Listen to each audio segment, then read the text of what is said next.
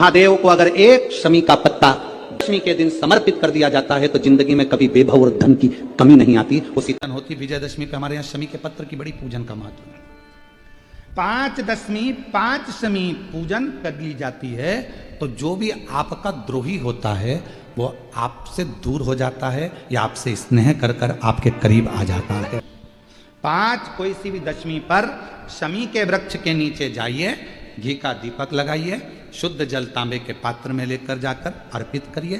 पहले दीप जलाना, उसके बाद शमी के पौधे में जल डालना और पौधे उस वृक्ष के नीचे बैठकर जल चढ़ाकर वहीं पर एक चावल का दाना समर्पित कर कर बाबा से प्रार्थना करना कि बाबा मुझे बहुत कष्ट है, ये मेरा एक तकलीफ मुझे दे रहा है, बस आप मेरी तकलीफ को दूर करना। शिव की ऐसी कृपा होगी। कोई सी भी 5 दशमी आप चुन लीजिए, परंतु वो दशमी अमावस्या के पहले वाली नहीं होना चाहिए, वो पूर्णिमा के पहले वाली दशमी। ऐसी गाय का घृत थोड़ा सा हाथ में लगाकर, भले 1 चम्मच ना हो, 1 कटोरी ना हो, आधी चम्मच भी ना हो तो 2 आधी चम्मच ना हो तो 2 बूंद ना हो तो 1। अगर मेरा भोलेनाथ तुम्हारी नहीं सुन रहा है तो 1 लोटा जल, 1 दुर्वा और 1 बेलपत्र, ये 3 चीजें लेकर जाओ। जल जब चढ़ाओ तो पहले गणेश जी का स्थान, फिर तटी भाग, फिर शिवलिंग। समझ में आ गया? गणेश जी का स्थान, कटी भाग जलाधारी, फिर शिवलिंग। दुर्वा गणेश जी के स्थान पर समर्पित कर दो और बेलपत्री अशोक सुंदरी वाली जगह पर समर्पित कर दो। ये 3 चीजें अगर आप 2 हफ्ते में, 1 महीने में अगर एक बार भी अगर करते हो तो देवाधिदेव महादेव आपकी मन की कामना पूर्ण जरूर करते हैं। निश्चित मास दशमी तिथि को जो दीप दान करता है उसके घर में कभी संपदा की कमी नहीं आती है। के पत्ते को चाहे 21 हो, 11 हो, 51 हो, तिथि को उसको शहद में डुबोकर शंकर भगवान के शिवलिंग पर उसको श्रृंगार करो। केवल चढ़ाना नहीं है, जब शहद में डूब जाएगा तो वो चिपक जाएगा। शिव का श्रृंगार करो। क्या होगा इससे?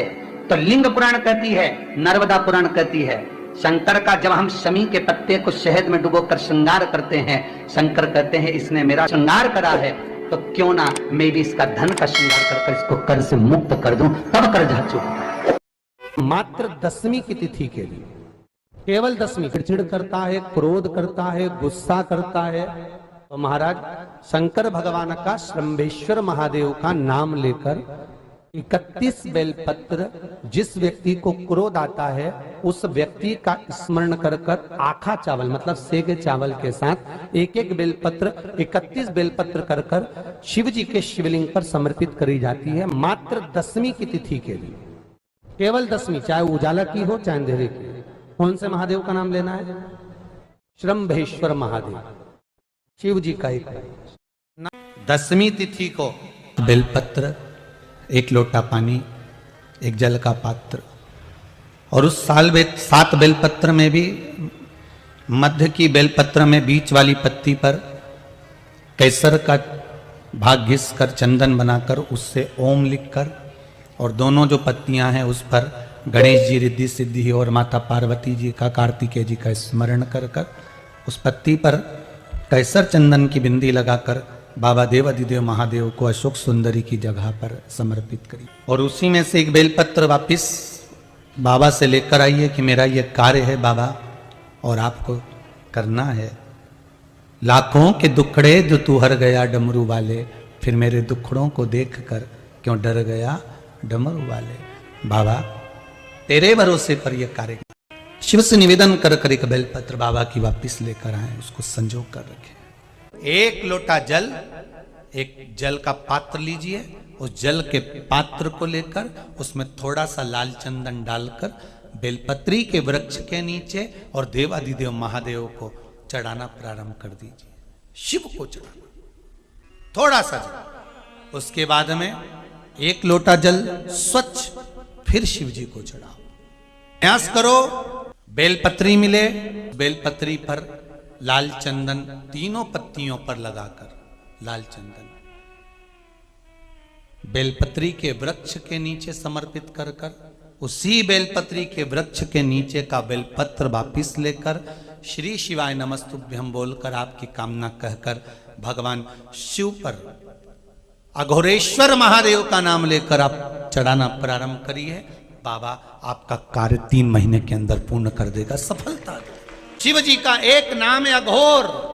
10वीं तिथि को जो तुलसी की डंडी को घी में भिगोकर अपनी कामना कर कर भगवान के सामने दिए में रखकर जला देता है, दिए की तरह उससे आरती उतार देता है, कहते हैं उसका जन्म दूसरी बार पृथ्वी पर नहीं होता, वो भगवान के गोलोक धाम में जिंदगी भर के लिए विराजमान हो जाता है। जिंदगी भर के को हम जो जल चढ़ाते हैं उसका एक तरीका भी हमारी जिंदगी में अगर हमने उसको स्मरण में रख लिया तो हमारी कार्य की सिद्धता को सिद्ध कर दे। सीधे जल चढ़ाना, दक्षिण में बैठकर उत्तर की ओर मुख कर कर जल चढ़ाना, अशोक सुंदरी से लेकर शिवलिंग तक जल चढ़ाना, 5 स्थान पर गणेश, कार्तिकेय, अशोक सुंदरी, जलाधारी, शिवलिंग पर जल चढ़ाना 5 स्थान, और 5वां जल समर्पित करना।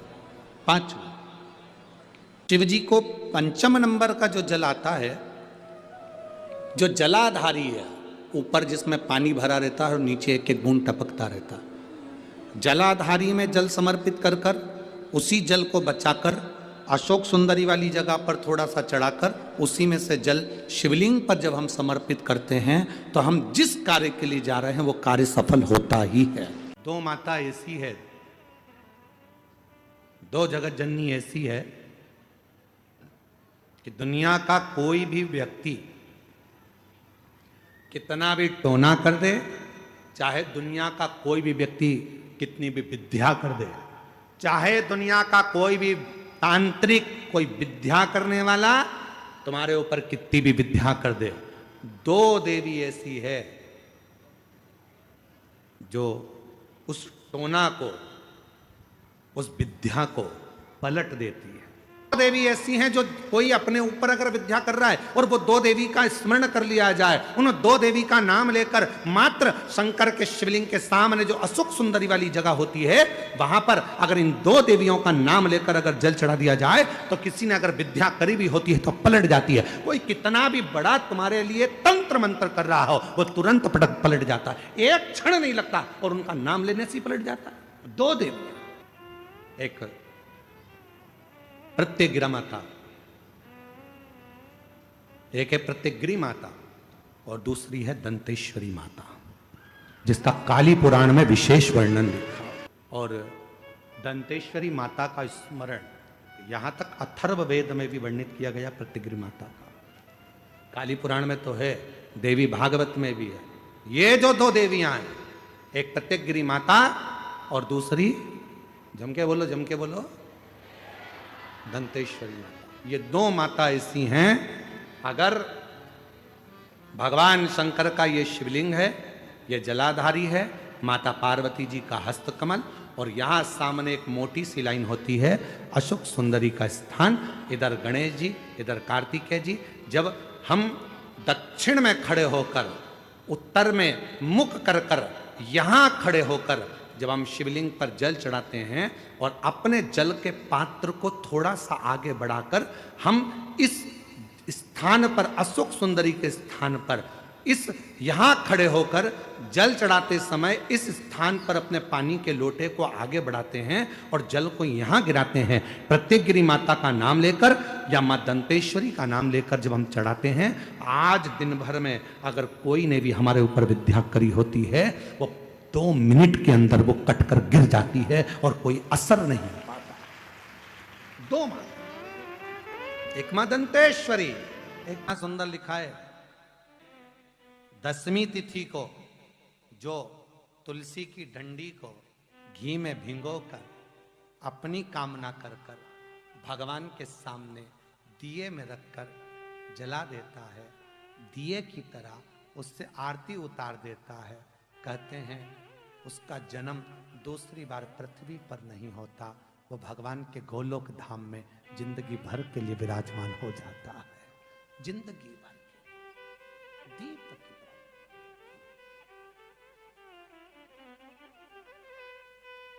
विष्णु पुराण किस किसने सुनी है? हाथ उठा। विष्णु पुराण का 5वां अंश 24 तरह के दिए होते हैं। कितने तरह के? 24 तरह के दीप होते हैं। उस दीप में सर्वाधिक श्रेष्ठ दीप होता है तुलसी दल का दीप, तुलसी की डंडी से जो प्रकट किया गया।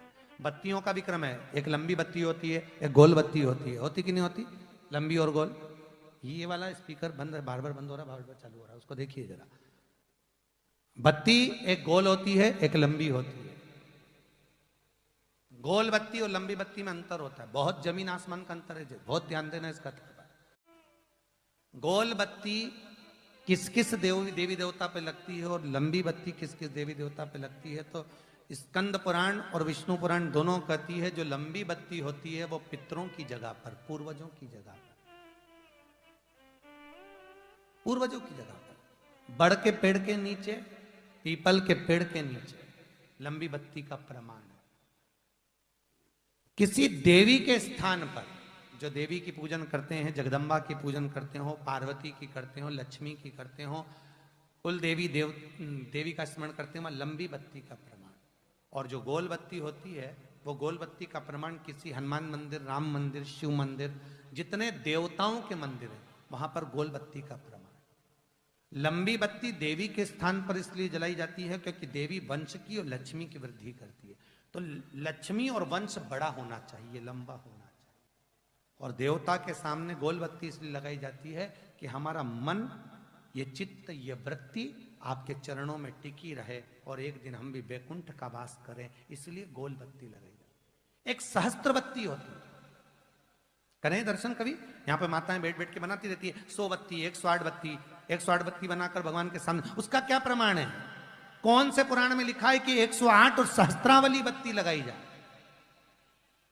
तो स्कंद पुराण में कार्तिक खंड के अंदर स्पष्ट किया गया, सहस्त्रावली बत्ती 108 लंबी बत्तियों का जो प्रमाण है वो कहते हैं कि जिस व्यक्ति ने किसी तीर्थ को ना करा हो, पूरे तीर्थ नहीं गए हो, सारे तीर्थों का स्नान नहीं करा हो, किसी तीर्थ में दर्शन करने से वंचित रह गए हो, तो 108 बत्ती की एक बत्ती बनाकर किसी नारायण के मंदिर में, शिव मंदिर में, देवी के मंदिर नहीं, केवल देवता के मंदिर में अगर उसको घी में भिगोकर प्रज्वलित कर दिया जाता है तो सारे तीर्थों के दर्शन का फल उस जीव को प्राप्त हो जाता है। उसको सहस्त्रावली बत्ती, 108 सहस्त्र। जो शिव का स्मरण करेगा, जो लक्ष्मी का पूजन करेगा, उसके घर में नारायण लक्ष्मी दोनों प्रवेश करेंगे, उनका उद्धार करें। आपके जीवन में यदि आपको ऐसा लगता है कि हमारे बहुत तप करने पर, भजन करने पर, व्रत करने पर, साधना करने पर, उपास करने पर भी हमें कहीं ना कहीं तकलीफ का सामना करना पड़ रहा है, तो निवेदन है एक चावल का दाना शिव को चढ़ाने का, या एक पुष्प की पंखड़ी, और बन सके आपकी जिंदगी में अगर आप बना सकते हो और कर सकते हो, तो मालूम पड़े अगर एक चावल का दाना नहीं चढ़ा सकते, जल नहीं चढ़ा सकते, तो एक शमी का पत्र भी अगर आप शिव को समर्पित कर रहे हो तो शिव उसको स्वीकार कर। प्रयास करा, कोई एकांत में शिवलिंग हो, अपने घर से 2 लोटा जल भर कर ले गए। जब घर से लोटा भरकर जल लेकर जाओ तो घड़े पर घड़ा रखो, अर्थात जैसे एक घड़ा है उस घड़े पर दूसरा, मतलब एक लोटे पर दूसरा लोटा भरकर लेकर जाना। 5 दुर्वा, 5 बेलपत्र, 5 चावल के दाने, 5 कनेर के पुष्प, जो एकांत में शिवलिंग होता है वहां लेकर जाना चाहिए। पहले बाबा को, जो तुमने 2 कलश जल लिया है, उस 2 कलश को, 2 लोटे को एक के ऊपर एक रखकर, अपना हाथ रखकर बाबा को अपने मन की कामना कर कर कि बाबा मेरे ये गर्भाशय में, मेरी बच्चादानी में या मेरे शरीर में गांठ पड़ गई है, बाबा इसको समाप्त कर दो। विनय कर कर, निवेदन कर कर कुंदकेश्वर महादेव का नाम लेकर एकांतेश्वर महादेव पर दोनों जल की धार एक साथ चढ़ा, और बाद में जो दुर्वा लेकर गए हो 5 वो शिव जी को समर्पित करें, बेलपत्र भगवान शंकर को समर्पित करें, कनेर के पुष्प शिव जी को समर्पित करें। मन की कामना कर कर कनेर के पुष्प को शिवलिंग पे से उठाकर मां जगतजननी जगदम्बा अंबा का जो स्थान है, ये शिवलिंग शंकर जी का स्थान, ये जो गोल जलाधारी होती है ये मां पार्वती जी का स्थान है। जो कनेर का पुष्प शिव जी के ऊपर चढ़ाया है उसको उठाकर 5 पुष्प को जगतजननी जगदम्बा के चारों तरफ रख दीजिए। दुर्वा को उतारकर अशोक सुंदरी वाली जगह पर रख दीजिए और बेलपत्र को अपनी हथेली में रखकर शिव जी से प्रार्थना करो कि मेरे गर्भाशय में या मेरे शरीर में यहाँ गांठ है, बाबा इसे गला लो। विनती कर कर दुर्वा को उठा लो, चावल के दाने वहीं चढ़ा के रख दो शिवलिंग के ऊपर, और दुर्वा बेलपत्र लेकर घर आ जाओ। 5 दिन तक सुबह एक दुर्वा, शाम के समय बेलपत्र प्रदोष काल में चबा चबा कर खाना प्रारंभ करो। 5 दिन के बाद 15 दिन इंतजार कर कर वापिस जांच कराओ, धीरे धीरे गठान गलना प्रारंभ हो जाए। गांठ गलेगी, डॉक्टर का इलाज साथ में चलने दो, जांचें चलने दो, जो इलाज चल रहा है उसको चलने दो। पर अगर कहीं किसी नारी को गर्भाशय में, बच्चादानी में अगर कोई खराबी हो जाती है या गर्भाशय में हो जाती है या कहीं गांठ पड़ जाती है तो वो शिव की आराधना करे। साधना आपके जीवन में ऐसा लगने लगे कि हाँ बहुत कष्ट है, कर्जा भी बढ़ गया, तकलीफें भी बढ़ गई, बहुत दुख भी बढ़ रहा है, कहीं परिवार सही नहीं चल रहा है, तो प्रयास करते रहा करो। हफ्ते में एक बार 1 चावल का दाना जल के पात्र में डाल लिया, 1 काली मिर्च जल के पात्र में डाल ली और उस जल को ले गए, थोड़ा सा चंदन का छींटा डाल दिया, ले जाकर शिव जी को समर्पित कर दिया। शंकर को जल चढ़ाने के लिए 5 स्थान हैं जहां शिव को जल चढ़ाया जाता है और शंकर उस जल को स्वीकार करते हैं, जिसको पंचगंगा कहा गया। 5 स्थान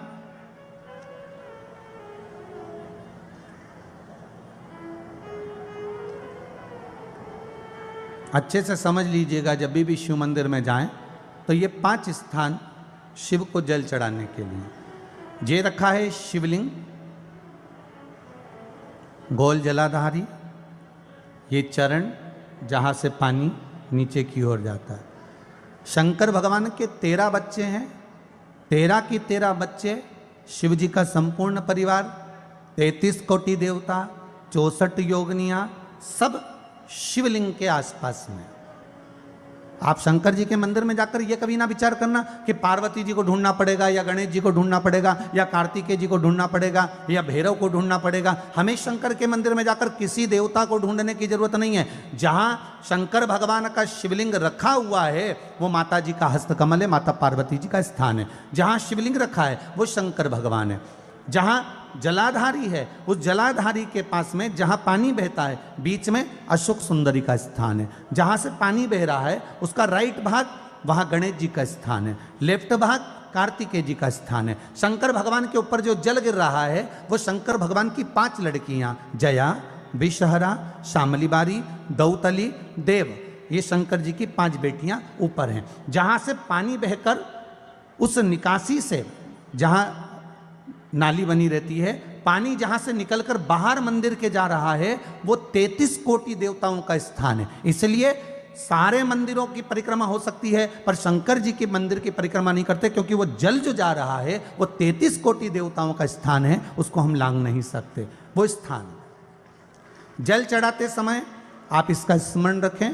पानी का जब पात्र लेकर जाते हैं मंदिर के अंदर, सबसे पहले शिव जी का जो जलाधारी है उसमें राइट भाग पर अपनी मनोकामना कर कर जल चढ़ाएं, फिर लेफ्ट भाग में चढ़ाएं रोग मुक्ति के लिए, अशोक सुंदरी की जगह पर चढ़ाएं, ये 3रा स्थान। 4था स्थान माता पार्वती जी का जो कटी भाग है जहां पर शिवलिंग रखा हुआ है उस भाग पर जल चढ़ाएं, 4था भाग। 5वां भाग शंकर जी के ऊपर चढ़ाएं। ये 5 जगह पर जल क्रमवाइज चढ़ाएं।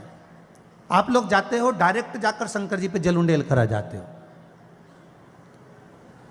सीधे गए और शिव जी पे जाकर आपने जल चढ़ा दिया। हमारे यहाँ शास्त्र कहता है जैसे अपन देवताओं की पूजन करते हैं तो पंडित जी सबसे पहले पूजन किसकी कराते हैं? जम के बोलो जरा, गणेश जी की।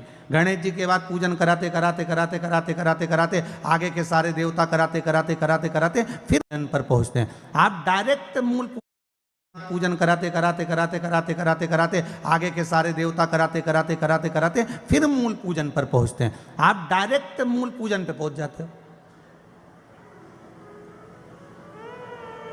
और सरल भाषा में समझ लो, जितनी सरल भाषा में समझोगे ना उतना अपने जीवन में उतर जाएगा। इस छत के ऊपर आपको चढ़ना है, निशानी रखी है,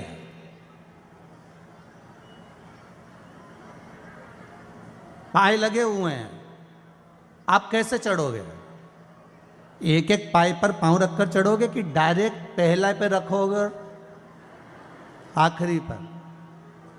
जम के बोलिए जरा, एक एक पाए पर पांव रखोगे ना कि धीरे धीरे हमको चढ़ना है। उसी तरह शिव मंदिर में पहुंचने के बाद पहला गणेश स्थान, कार्तिकेय स्थान, अशोक सुंदरी का स्थान। अशोक सुंदरी के स्थान पर जल क्यों चढ़ाया जाता है? क्योंकि भगवान शंकर की सबसे छोटी लड़की जो है वो अशोक सुंदरी है। और ये जो छोटी लड़की है अशोक सुंदरी, ये नारी को अखंड सौभाग्यता का वर प्रदान करती है। कौन सी नारी को? किस नारी को अखंड सौभाग्यता देती है? तो महाराज शास्त्र कहता है जिस नारी के भाग्य में लिखा होता है कि इसको वैधव्य होना है, इसके पति को समाप्त होना है, अगर वो नारी अशोक सुंदरी वाली जगह पर जल चढ़ा देती है तो पति पर अगर काल भी मंडरा रहा होता है तो मां अशोक सुंदरी महाकाल से कहकर काल को टाल देती है। वो अशोक सुंदरी का स्थान, वो माता अशोक सुंदरी का स्थान।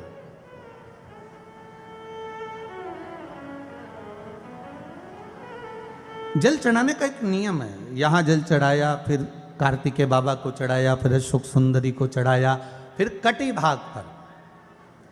ये कटी भाग बड़ा विशेष भाग है महाराज, बहुत बहुत ध्यान दीजिएगा।